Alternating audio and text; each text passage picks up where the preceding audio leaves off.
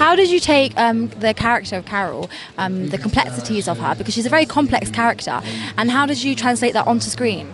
Bit by bit, piece by piece. I mean, Carol is a very sort of mysterious, almost unknowable character, and in the novel she's written very much from Therese's perspective, and Phyllis Nage wrested her away from that. But it was trying to maintain her preoccupation and her melancholy whilst allowing her to experience that really fragile kind of cultish quality that you feel when you're out of control and falling in love.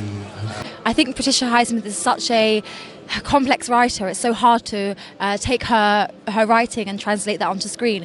Was that a challenge for you? It was a fantastic invitation. It was especially because this novel, which is the only novel that isn't outside the crime milieu of all of her works, and a pretty sizable body of work at that, and yet it draws an interesting parallel between the mind of the person falling in love and the mind of the criminal mind, which is so often the subject in all of her other books, and the crazy internal tunnel that you are thrust into in love and in crime. And I thought that was so fascinating, and it made the act of falling in love feel like a pathology, but also something utterly universal. As soon as I realized I had to throw out half of, let's say, the plot, it became very easy to focus on what was important about the novel and to really translate it into filmic terms.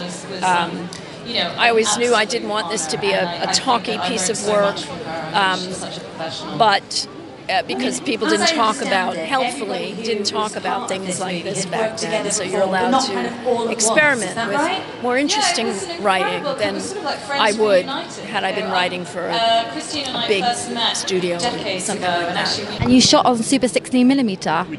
We did. We wanted to make sure the grain and that texture was in this film, because it's so true to the period and the research that we were seeing in the photographs and the references to New York from the early 50s. You seem to like to take a complex female character and put her on screen. What is it about these characters that excite you? I think the lives of women, reflect the limits that we all exist under in life. The fact that we all have domestic stories and love stories and conflicts within those worlds, and that we're not always heroic and we're not always victorious. And I think these domestic tales reflect that. There's something universal about that.